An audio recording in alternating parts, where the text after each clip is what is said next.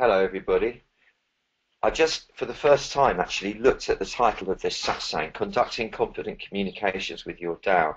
Well, that's a broad enough sweep to have a good old conversation about, isn't it? Thing is, I've been more focused on the world of humans than the world of the Tao, although that is the same thing. Obviously, because the Tao informs everything without exception, including the world of humans, which means you and I, and us being, all of us and everything, being expressions of this invisible subatomic connective tissue of existence that is ubiquitous and universal. And because my job is dealing in the human condition, in interpersonal dynamics and personal dynamics in our relationship with existence. I don't want to make it sound too grandiose, but that's what I do. It behooves me to keep a clear focus on and try and get an understanding of what's actually going on with the human family at any one time, in which I'm quite assiduous in my sources of information, kind of getting some kind of picture. It takes me a while when it's all going a bit weird.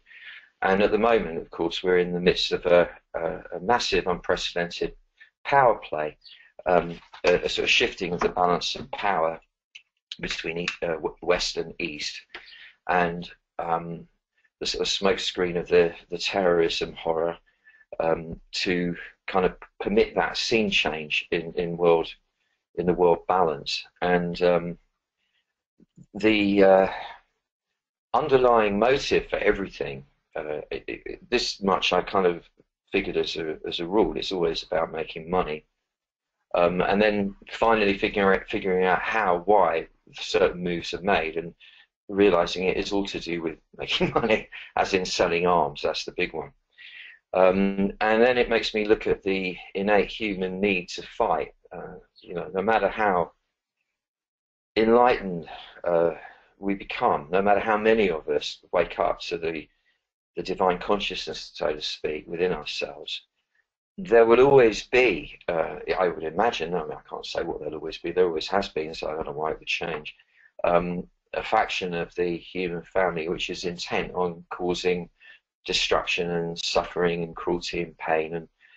And what I find that we must do is do everything we can to prevent that force growing, and the counter reaction to it, and the whole thing that generates from, that I would say would be our duty as spiritual warriors, if you'll pardon the romantic term, to antidote as best we can. Now, you can't fight darkness with a stick. You can't beat it with a stick, as they say. All you can do is shine your light. In other words, you can't destroy hatred. All you can do is promote love. And you can do that any way you like. It's not even really to do with action. It's not even to do with words. It's to do with how you inform yourself. And the Hopi Indians, with whom I was privileged to pass a 4-year sojourn with one of their tribes, and had many fascinating conversations with the elders about the way it all worked for them. And their thing is that there are what Freud called the death urge and the life urge, they called the dark and the light. And they saw these as spiritual forces, the Taoists called it the yin and the yang, that were vying for supremacy in the heavenly realm.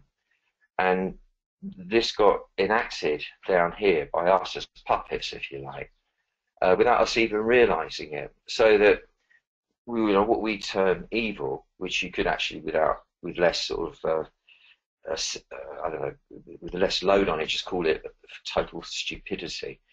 When that arises, the destructive urge arises, it's not necessarily that the people themselves are evil. It's just that they happen to be channeling that force at that moment for whatever combination of reasons. I've seen it. I used to go to Thailand every winter for a few months during the 90s, every year. And it would be quite clear that in this beautiful, idyllic, tropical island paradise, which it was at the time before it got overrun by tourism,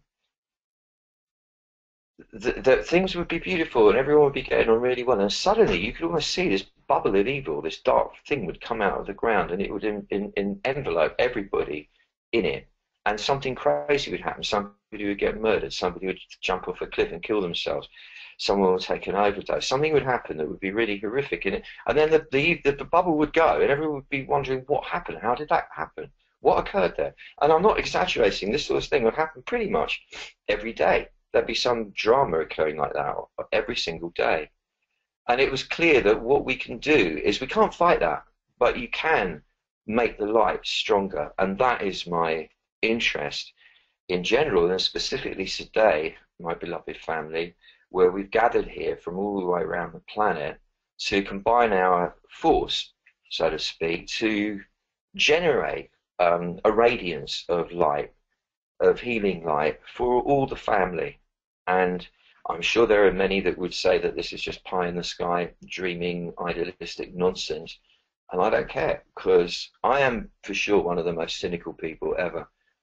And even me believes that this is, well, not even believe it, I've seen it. I've seen it happen. When we can marshal our combined intention for healing, even just for a split second, because it doesn't happen in linear time, there is an effect. And I'm at the point now where I feel rather hopeful, strangely, that we will actually settle into a new state of good sense. Let me read you a quote from my beloved late friend and teacher, R.D. Lang. There's just a bit of rest there, a couple of them I want to tell you about.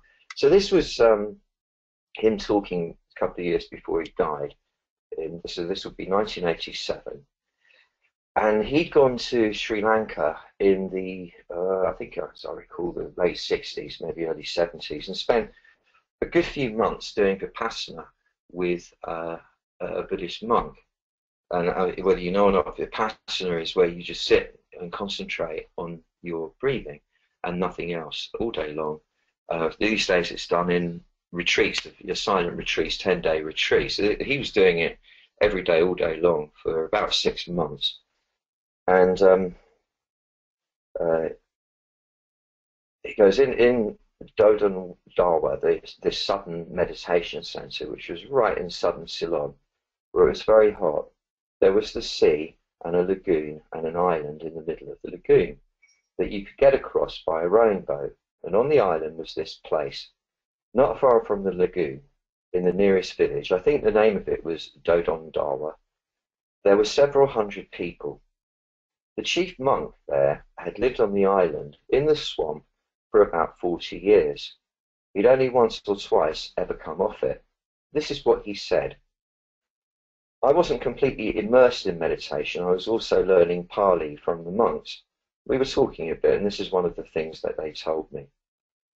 This was apropos a discussion about the state of the human mind and desire and aversion, and the ignorance and the state of the world as far as they were concerned. 12 years ago, one Saturday afternoon in the village, the Tamil Indians, dark-skinned, not Sinhalese, Tamils in the village, were rounded up, several dozen of them, men, women and children. Then they tied them all up, laid them down on the road, and a steamroller went over them backwards and forwards, while they sold Coca-Cola, and the kids and everyone turned out to cheer them being squashed into the ground. That was the end of the Tamils in that village. Nice little vignette, isn't it? He goes, there definitely seems to me to be something seriously the matter with the human species in its reckless and wanton destruction, and this is not only of its own species but of other life forms, and our collective lack of companionability. The name of the game of survival doesn't seem to be the ruthless destruction of everything else except ourselves in order to survive. Rather, there is some profound law of symbiosis, of coexistence and living together that we are missing, which is our main species mistake, as it were, at the moment. I don't feel that as an adoption of pessimism, I don't feel that is an adoption of pessimism for the future. The fact that we are a bit sleepy at the moment seriously doesn't mean to say that we're always going to be like that, as we might come to our senses very quickly. We're going to have to. And that's where it is, as I see it at the moment, because we're in a stage of, it's critical where we are at the moment, as you know. If you pay any attention to what's going on to all the life support systems on the planet, we are in a critical state right now. And we are going to have to drop a lot of the stupidity and the misplacement of energy and resources to come together, and in our collective ingenuity, which is vast, do whatever we can to mitigate the factors that are weighing up against us right now, if we are to survive. And I believe that we will. I feel that we will. I mean, you know, if we don't, we don't. But my vote is with that. That's where I'm putting my energy, and that's why we're doing this here today. And this is internal. It's metaphysical intervention into the warp and weft of reality on behalf of all humanity. I'm completely ad-libbing this now. I do anyway, but I haven't got any schema in my mind about how to go about this. But I'm going to get us to drop into a meditative state momentarily, and in that, somehow or other, contact the invisible Tao informing us all. And if you've never been here before, the terminology Tao is just a Chinese way of saying something that can't really be described anyway. It's the unseen background presence that's informing all reality. There's nothing religious or mystical about any of this at all. It's really pragmatic, in fact.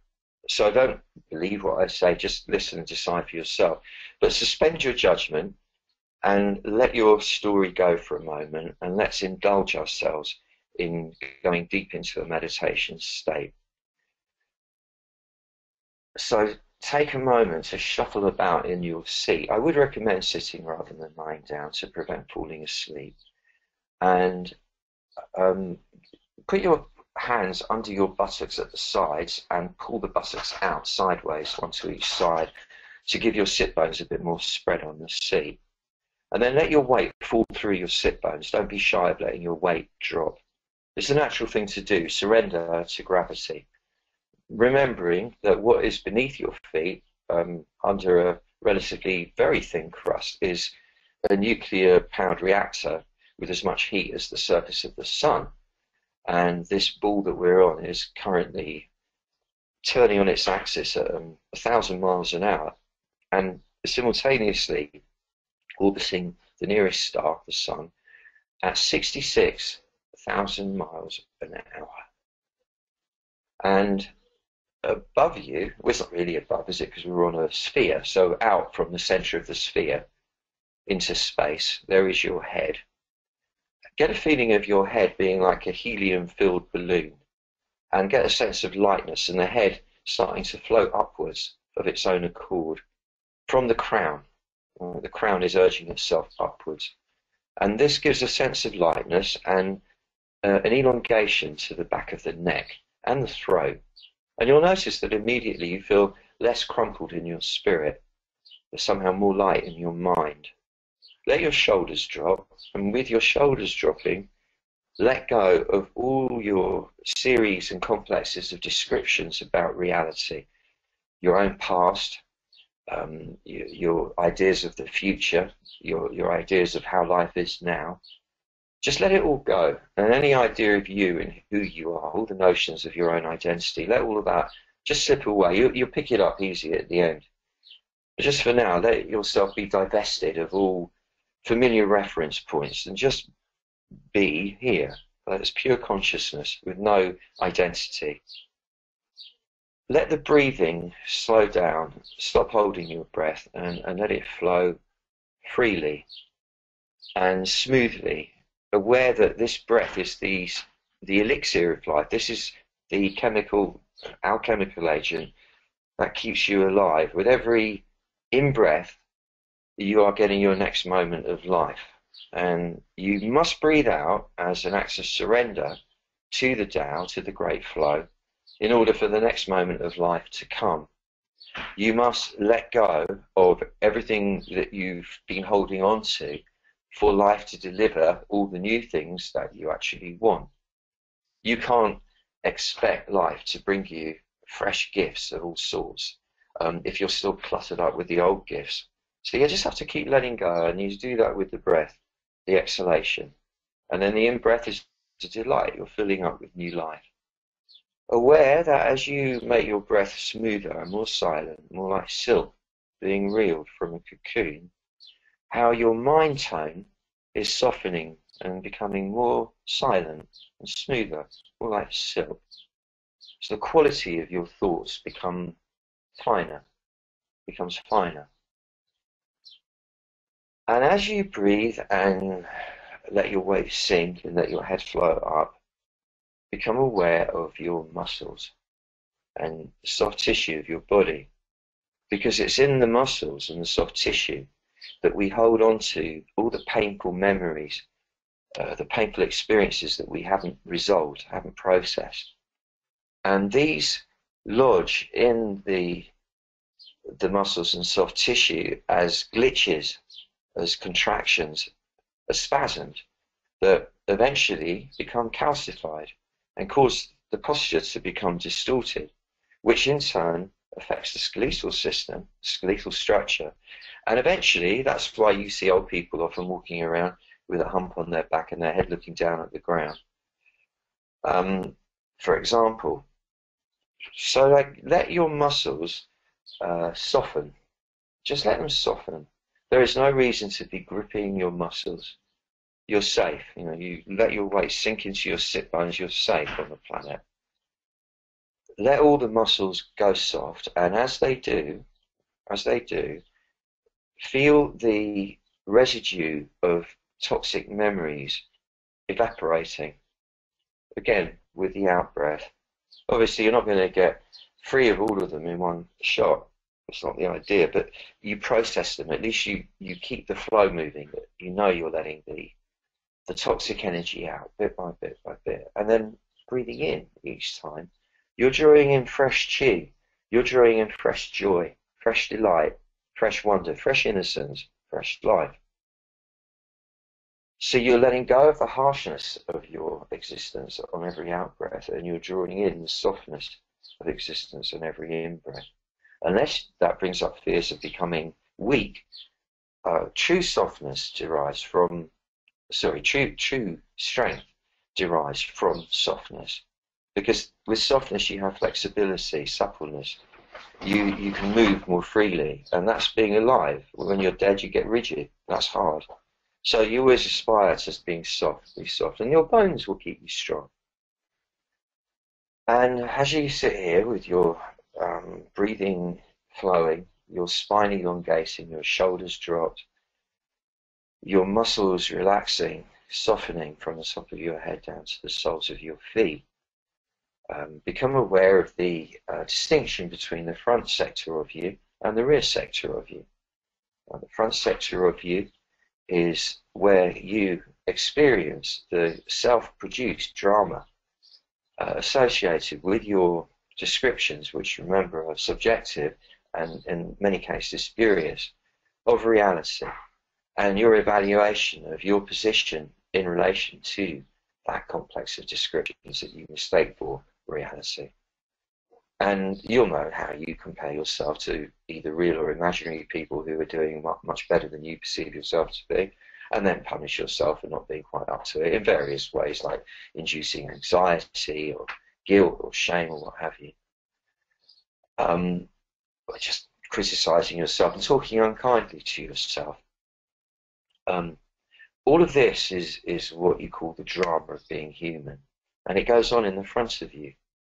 So all your conflicts, all your emotional struggles, and the mental struggles that go with those occur in the front of your body, specifically the solar plexus, which is the literally nerve center of processing information, whether in food or thought, and the front of the brain, which is where the internal dialogue is conducted to perpetuate your series of descriptions. So the front of you is where all this noise and self-induced interference occurs.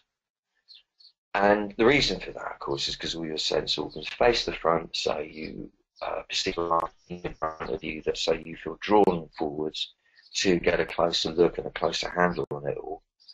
And then you get stuck in the drama. You become enmeshed with, identified with, at one with the noise. So when asking yourself who you are, you'll be that noise of conflict and opinions and beliefs and fears and hopes and dreams and all the other stuff. All of that front-based stuff, all of it subject to the universal law of transience. In other words, it all passes.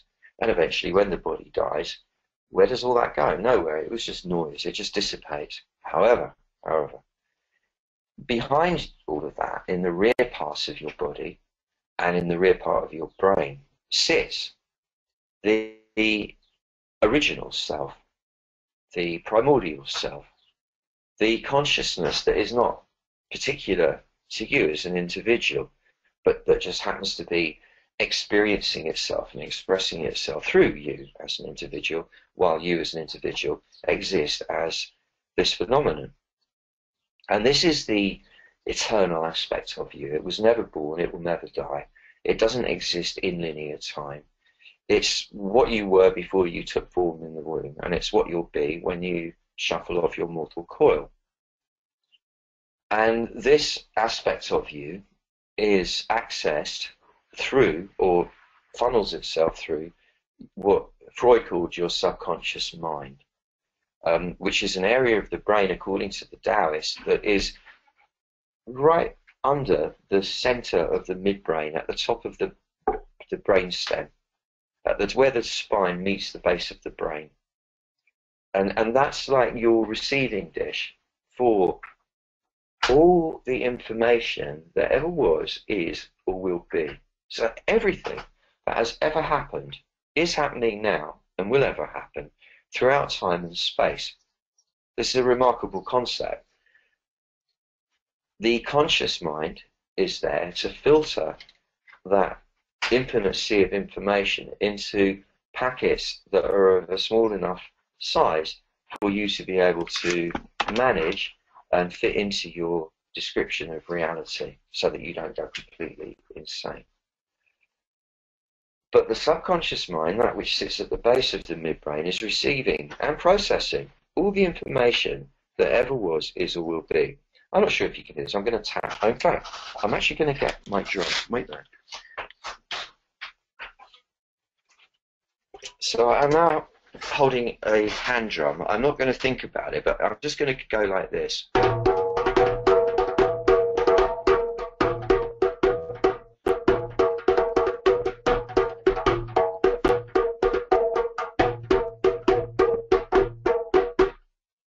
Now, that is an example of what any musician would call a feel. It's a beat, a rhythm with a feel. What's actually going on there is the subconscious mind counting at a rate at least 20 times faster than the conscious mind could. Way faster than that, in fact. Sequences of beats, of hits. And it would be impossible for the conscious mind to do that, as far as I know. And that is an extraordinarily crude feat for the subconscious. That's nothing. That's just child's play. Your subconscious mind right now is aware of the fluctuation in gravitational pull between Pluto and Earth, for example, between Pluto's moons and Pluto, for example. Again, I'm not asking you to believe me, just to assume this as an experimental stance for the duration of this session. And this aspect of you is the Tao. This is the universal consciousness. And there's no big mystery about it all. There's no like major series of steps that you've got to do. You don't have to wear saffron robes. You don't have to chant words in another language. You don't have to sit in a lotus position with your hands in a mudra, smiling beatifically. You don't have to do anything, actually, really, other than drift into your back and become aware of that part of your brain right now. And then you are privy to all the information that ever was, is, and will be. You have the mind of the Tao. Now, it does take practice because we got to learn to get ourselves, the noise of ourselves, out of the way of it all. So that takes practice. But once you get used to it and can do it, you realise that you could have done it all the time, really, and you were doing it all the time while you were running interference on yourself, so you didn't notice. So now I'd like you to picture a wall of air made of white light coming in through every pore of the skin in the front of your body and face as you inhale. And this white wall of light and air moving directly into the back of you and lighting up the back of you so you can see that where it is to sit in. And then, as you breathe out, to picture that wall of air and light going out through the front of you and dispersing into rainbow colours as it does that. And its forward motion inclining you further back inside, so that as you breathe in and as you breathe out, it both ways sends you further back inside yourself until you can feel yourself leaning firmly against your shoulder blades, leaning firmly against the front of your spine, leaning firmly against your rear hip bones and pelvic bone. So you're really sitting back inside like the queen or the king of your realm. And your weight is really dropping into the seat. So it's like you're really sitting back and down in your throne. Your head is suspended, it's floating upwards, and that gives you your dignity, which means uprightness.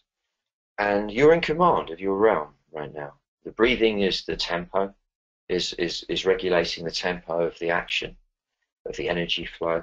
The muscles are relaxed, you're soft, so you're able to receive all the blessings of the universe. You're not blocking them now. And here you are, here we are, all the way around the world, sitting together. Now comes the heart. So in the front of the body there, all the way up front there, is your breastbone.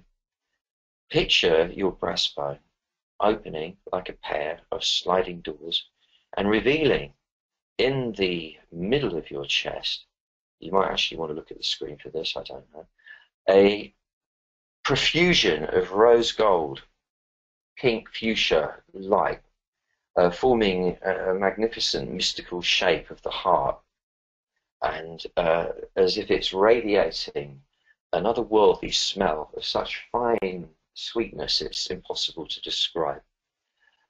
And this is love. This is symbolic. This is a way of representing the heart energy.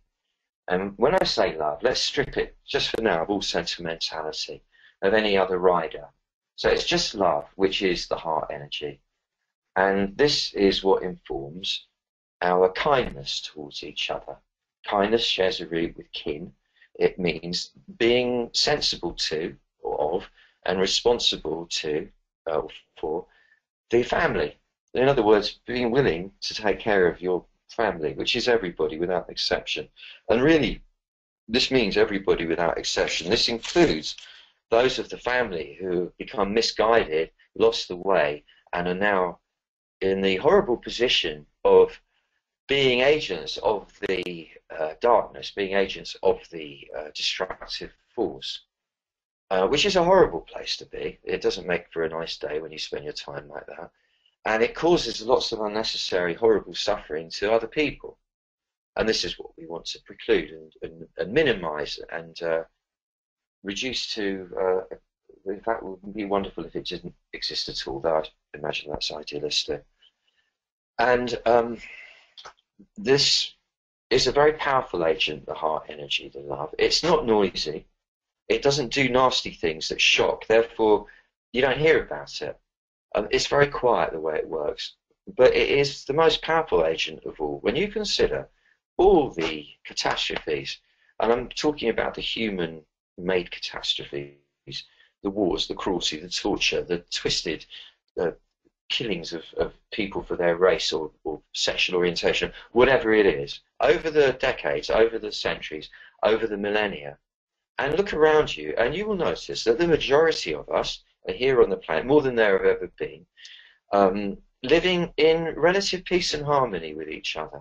Hence why we're not all going around killing each other. Only a minority, a small minority does that. Even including all the armies and all the militia and all the rest of it, it's only a small minority of humanity engaged in the art and act of destruction. So the majority of us actually are living, running on this fuel called love. Many don't realize it because most people are asleep. They're in a trance, the everyday trance of obedience to some story they've been sold by parents, by generations of ancestors, that is quite likely a very limited story and not representative of what's really going on at all. Yes, of course, most people are asleep. However, nonetheless, you, alive with a smile, coming from your heart, coming from your love, walking around, causing others to smile, instantly wakes people up to the love. And this is what we're orientated to more naturally than the hatred. It's hard to believe that sometimes, but it's true. Just use your own eyes to look around you and you'll see what I mean. And so when we accentuate, amplify and channel, focus and send this energy out there with conscious intent, collectively, as we're about to do, there's a synergy formed by our coming together and doing that. And something goes out there that affects everybody for the better. And from a personal point of view, because we are all also motivated by personal profit and what have you, gratification, you can be sure that just a few moments of selfless altruism will be rewarded by vast blessings coming your way. I can't say when, because it doesn't work through linear time. It could be today, it could be next week, it could be in a year, it could be in 5 years. I don't know. It's impossible to gauge these things, but there will be a run of beautiful blessings come your way for every even split second you spend altruistically wishing well to all the family. And then remembering that the family is merely one of nature's expressions. It's merely one form of Tao. And it's a really clever one. I mean, the dolphin's probably cleverer. Cats might even be cleverer. I don't know. But humanity is rather brilliant, albeit incredibly stupid. It is incredibly brilliant. Do you know that I mean, I wasn't involved in this personally, but the spacecraft that was sent out in whenever it was, a few years ago, as you know, went past Pluto, took photographs which it transmitted back from goodness knows how many gazillions of miles away. And we received those photographs really clearly. And now they are going to direct that thing off to planets that are way out of the solar system, that it's not going to get to till 2020. But nonetheless, we have the ability to direct this thing out in the middle of the deepest space, beyond distances that we can't even conceive of. Now, if we can do that, we can actually do anything. And I'd like you to remember that, as I was saying, that all the people on this planet right now, including all the twisted ones, are expressions of Tao. The Tao is manifesting itself as them. Now, the Tao would much rather everybody relax and enjoy themselves, because then it would enjoy itself through everybody. But I'm sure that the Tao is equally familiar with the whole yin-yang concept as we are, and knows that it can't all just be that. It has to be dark and light. There has to be contrast to be able to gauge things by. Nonetheless, it will prefer, I can tell you, you can take it from me because I do spend a lot of time in conversation with it, and I know this for a fact, it will prefer it when more and more of us are in a state of perpetual delight, by not running interference on ourselves, by remaining in our backs and therefore at one with it rather than lost in the trance of our own concoction of the everyday world.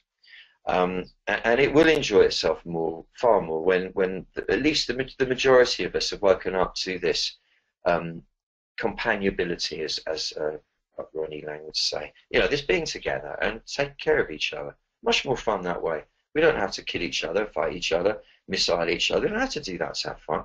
It's much more fun when we just take care of each other. I mean, don't you find that? And so this is on behalf of the Tao. And therefore it behooves us, before we send the magic out to all our fellows, we just take a moment to connect with the Tao itself. Now, the Tao can't be described, can't be explained. It's not a man, it's not a woman, it's not human at all. We're the humans. It doesn't think like we think. That's what we're here for.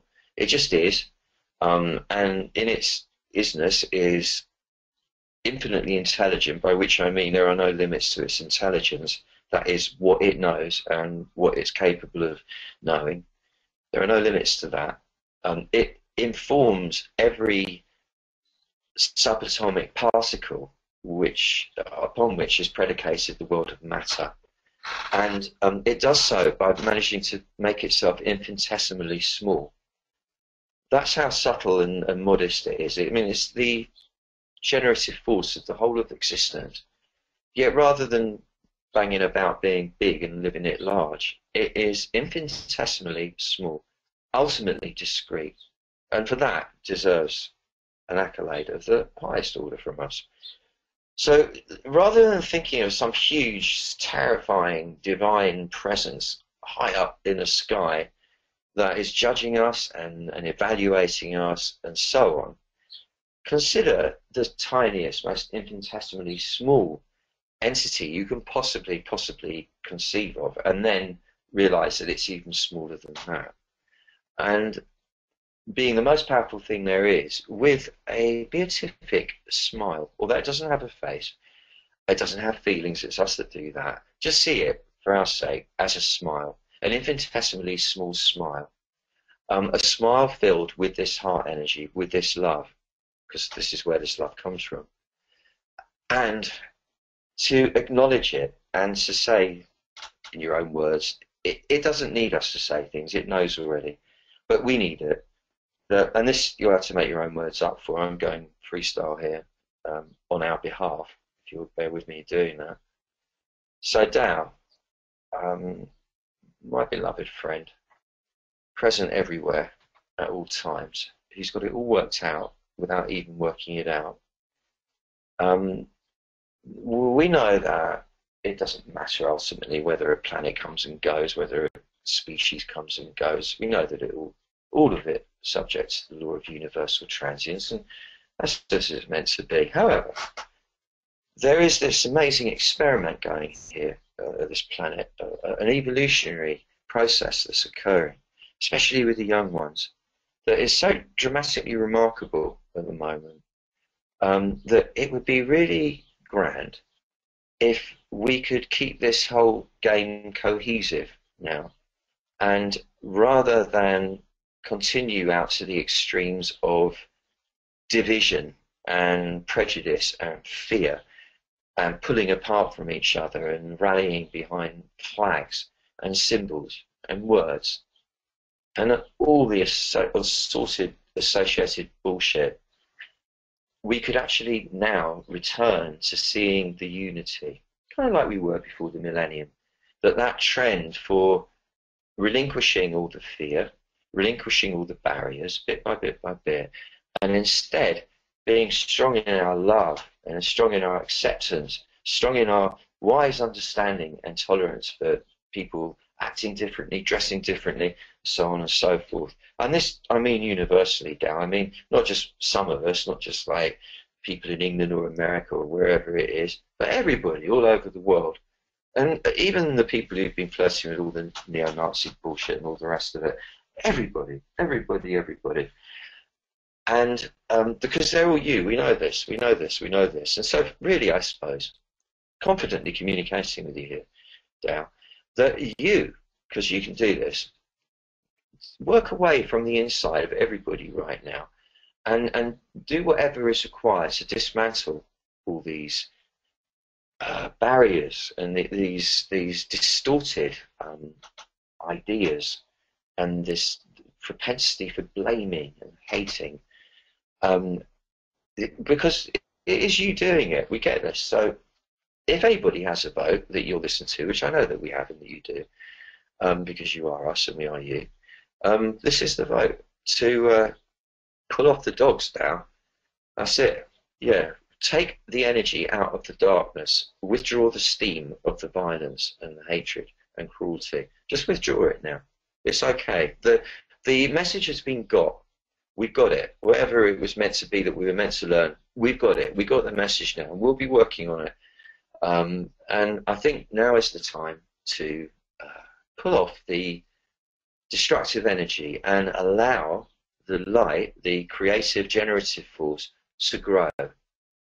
And this is ubiquitously amongst all the peoples of the earth, and not only, but all the other life forms as well. And that there can be a regeneration of species now. And that somehow, through our incredible ingenuity, we find a way to de-acidify the oceans and to clean the air up and to support ourselves on one of the myriad forms of new technology energy sources that have been suppressed through greed and short-term profitism, whatever the word is. Take the lid off it all now, Dow. Take the lid off all the blocks. Let them go.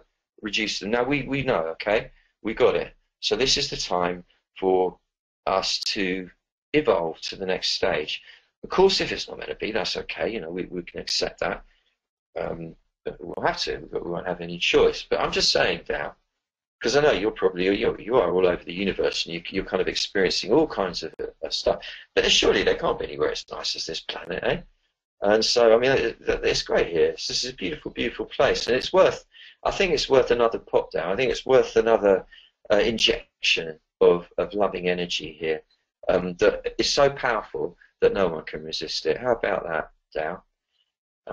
And that's it, Dow. I don't really know what else to say to you. I mean, I know this was complete wasted words because you know it all anyway, but I think you need us to come in with a bit of a hope, don't you, every now and again?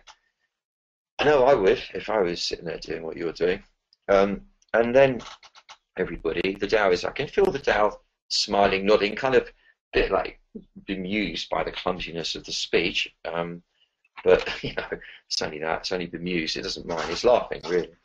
And now becoming aware of everybody from Australia through to Bogota, Colombia, through Peru, Brazil, the west coast of America, the east coast of America, Canada, Perth, Sydney, Melbourne, Brisbane, Darwin, Auckland, Christchurch, Tokyo, Beijing, Shanghai, Hong Kong, Bangkok, Singapore, Cambodia, I could go on everywhere, all the way around the planet, the Middle East, all of Europe, the Mediterranean area, South Africa, North Africa, Middle Africa, everywhere, everywhere, everywhere, people, everywhere. Nearly, well, I don't know how many it is really, probably just under 8 billion by now, unofficially. All the people, all the human family, just see them spread out around the planet now, tuned into us. They're connecting to us, they feel us. And from the back of ourselves, where we are big presence, with the heart open, seeing us like a band of angels in a big circle away around the planet, out in the ether, we beaming this love. You can see us on the planet as we are, it doesn't matter. We're beaming this love collectively, and it's exponentially stronger for us doing it together. And it's like a rose gold vapor. This, of course, is just a description. It's not meant to be telling you what it actually is. It just can be seen that way, as a rose gold vapor smelling of something even nicer than frangipani, jasmine, and honeysuckle, reaching everybody on the planet and moving in through their heart right now. Even the people who are intent on violence, suddenly they are filled with this peace, and the violent urge seems irrelevant now. And all the people who are worrying and scared, suddenly soothed. All the people who are afraid of dying at this moment, suddenly given the courage to know it's totally okay. All the people who have just been born and had to go through the whole ordeal and rigmarole of learning to be a human being, suddenly they are soothed and feeling comforted and know that it's going to be a great ride. All the children who are growing up in this crazy world of ours, feeling really strong and able to do something magnificent in this world, and all the teenagers and all the young adults who are grappling with the huge cost of living places and doing all the stuff you're meant to do, suddenly feeling it's all going to be all right. Think that, everyone on the planet, suddenly, at this moment, instantaneously feeling and thinking, for goodness knows why, because they don't know where this has come from, hey, it's all going to be all right. Yeah, it's all going to be all right. And you are one of those people on the planet, as am I. So just keep saying that to yourself. It's all going to be all right. It's all going to be all right. And in fact, it's actually all right now. As I sit in my back, as you sit in your back, we breathe, the heart is open, There is kind of an anticipation, there's a sort of a jitteriness, because we're animals, of course, but it's all right. There is nothing missing in this moment. This moment is magnificent. We're together, we have the Tao informing us, the Tao is just being activated to reduce the madness and increase the sanity. We've done good, we've done really good work together here, and we have every reason to celebrate. To which end, I'm now just going to do a quick blast of the main Taoist healing sound, which is to cleanse and strengthen the energy field of us collectively and individually, and specifically to send the sound, you send the sound into your back, like we sent the light earlier, and this will reinforce the sense of being back, so you don't have to come out of it for the rest of the, like after this session. You can continue being the big presence as you work, rest, and play.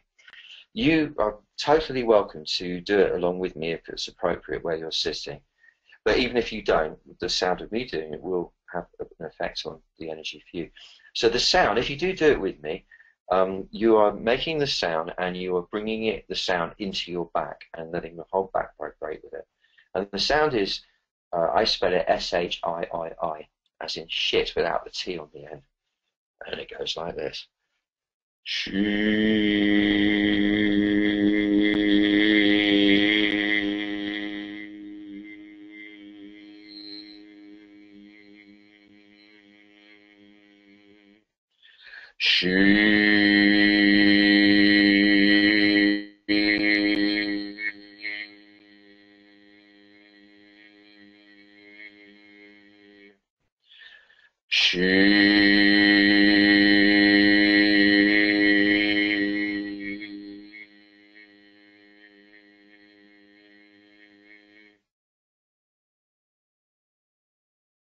And just remain in the silence, and become aware sensitively, guiding yourself through the transition from the deeper meditative state into the more engaged, activated, everyday so-called state.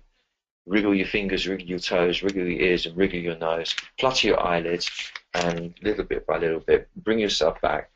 And Sue, the crew, will tell us what to do in terms of asking the questions from of me from you. Evening. Hello. Hi. That was I enjoyed that a lot. That was a long, good one. Thank you.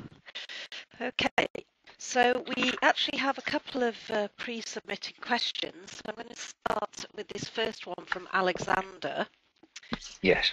It says, if I declare the external to be not so, unreality, am I not then declaring that to be a reality and remain divided? Maybe. I don't know. Really, sorry. How can I know that? Yeah, I mean, the thing is, this is not a game of the intellect, Alexander. It's a lovely question. I appreciate you asking it. But this isn't about the mind. This is about being. It's different. I think anyone who's experienced nirvana would tell you it's not about mind. You can't use the mind to get behind the mind, as it were. So this thing is a different way of deploying consciousness. It's bringing ourselves into the back and just bearing witness with fascinated curiosity rather than with judgment or prejudice to what the front is doing. And now the what is external is not an unreality. It exists, but our description of it is illusory most of the time. And that's why we're so fascinated by the discovery of quantum physicists or ancient mystics or whatever. It's because they're pointing that out, that this is not as we've been describing it to ourselves. The Earth is not flat, it's round, for example. You know, and as we get to know these things, it fascinates us because, yes, of course, it wasn't as I described it. I've just been assuming it was that way, but it's not. And that's all I can tell you. I don't really understand. My intellect isn't that well developed to continue that argument with you, and I do admire you for posing the question. Wish I was up to it, my friend. I think you'd have to ask somebody at Oxford or Cambridge for that one. Okay. Malkit says she's not been here for a few weeks, so it's great to be back. Thank you for a beautiful meditation. She enjoyed it a lot. Oh, you're very welcome, Malkin. It's lovely to have you back here with your gracious presence. Okay. Ajita is asking whether the super healing training, whether super healing can stop growing brain tumours. Well, excuse me. Yeah, I mean, when you get the super healing, I mean, when I say when you get it, when you get the setup, the method, which is an extension, a vast extension of what we've just been doing, it gives you the power to rearrange what's going on inside of you, and even to the extent of brain tumours. But I've never actually shrunk a brain tumour, as far as I know. But I did apparently dissolve a fatal or possibly fatal tumour in my own body, and I do regulate my physical health quite dramatically, in fact, at times. And I had done it for other people too. A very dear, beautiful friend of mine broke an ankle, and 2 weeks after she'd broken it, I went to see her and put my hands on for a total of an hour and a half in 3 goes, and knitted her bones together for her, bless her. And I did the same for a really good friend of mine who fractured his spine about 3 days ago. I don't know how well he's doing, but he's certainly feeling a lot more comfortable than he was before. And this is what the super healing does open you up to, that level of intervention ability. So yeah, I'd say in short, it's not that it addresses particular conditions like brain tumours and so on, but it gives you a global ability to heal yourself from the soul level. It's psychic healing at the deepest level, and it will do wonders once you've got it. Also, cannabis oil has been proven to be highly effective for shrinking tumours. I was friends with a psychologist in America when I was living in New Mexico, who was diagnosed with a brain tumour as big as a grapefruit. And she was a really lovely woman, and young and vibrant and successful and helping a lot of people. And it was a horrible thing, and very pragmatic and scientific, not given to any, she wasn't very open to anything weirdly alternative. But fortunately, a good friend of hers prevailed upon her to go and visit one of the few genuine psychic surgeons in the Philippines. And very bravely, she took herself off when most people would be succumbing to the medical trance and considering themselves a write-off, flew herself off around the world. She met the guy. He told her, up in the hills this was, he told her, she said, there's 2 guys up there and all they do all day is they spend the whole day drinking beer, smoking cigarettes and praying, was how she described it. And so she went there the first day and they sent her away and said, go back to your place where you're staying and just spend the day praying. They didn't specify what kind of praying, but they meant her to get into a prayerful state, as we've just been in ourselves, which she did. Went back the next day. She said she felt a pressure on the back of her head when the guy placed his hands there. That's all she could say. It wasn't unpleasant, but it was a profound pressure. Yeah, like it felt like somebody put their fingers inside her brain, basically, and was pulling something out. She actually felt that. Then they told her to go away and rest.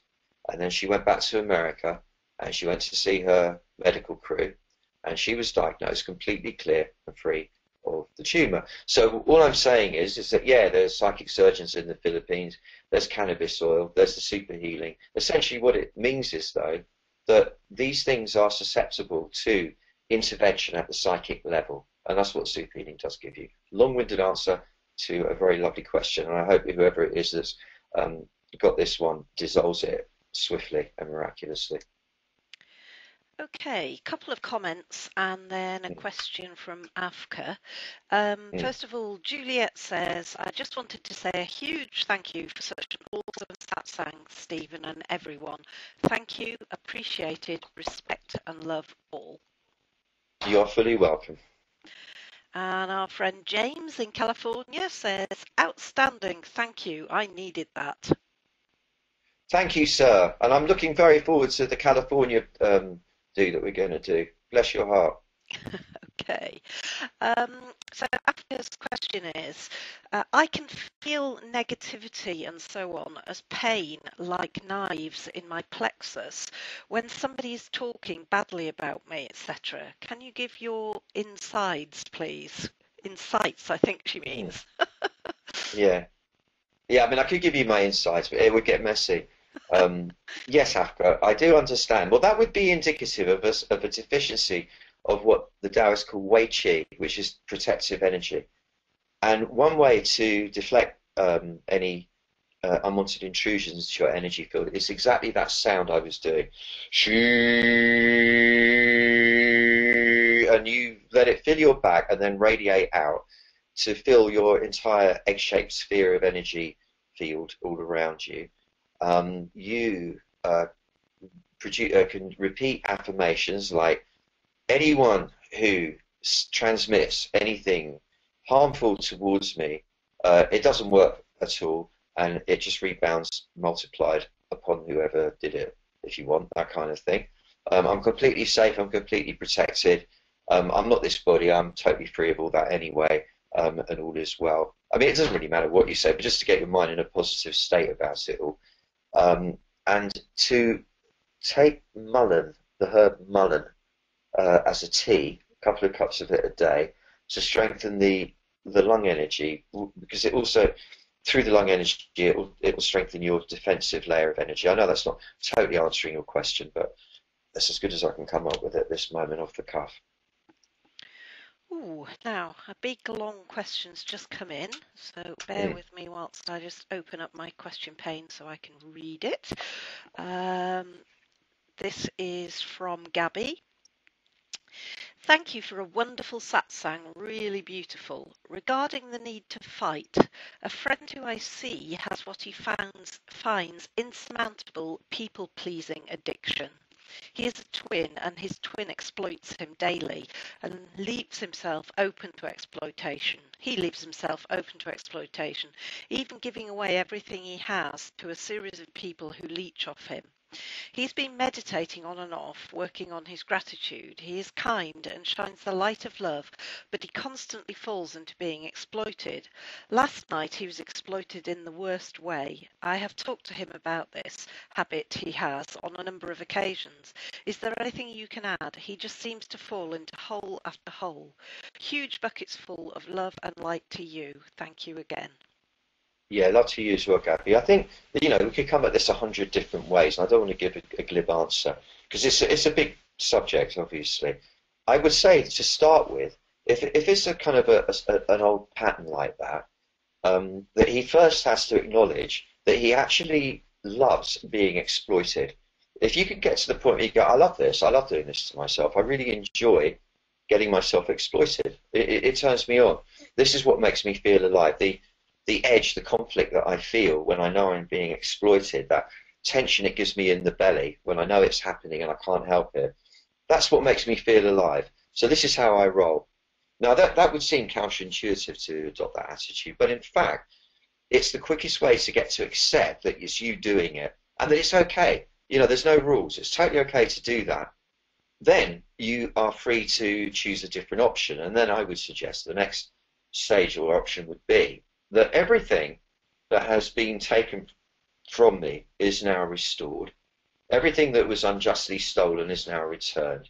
Everything that was unfairly broken is now repaired.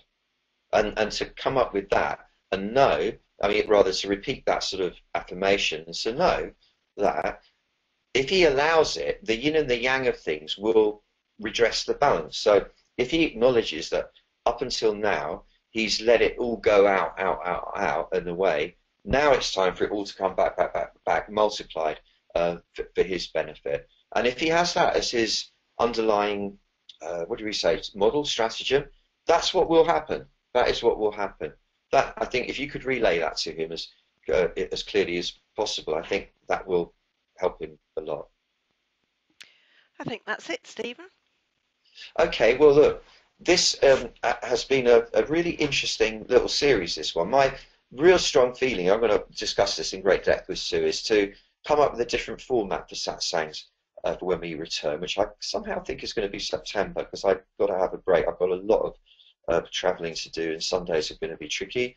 But I think it's going to be something quite different, and it won't follow the same thematic structure as this one. But we will keep you totally informed of that and other exciting developments as we go along. I want to thank you for being here and therefore making it possible, because otherwise it would just be me talking to Sue, and she'd have got bored ages ago.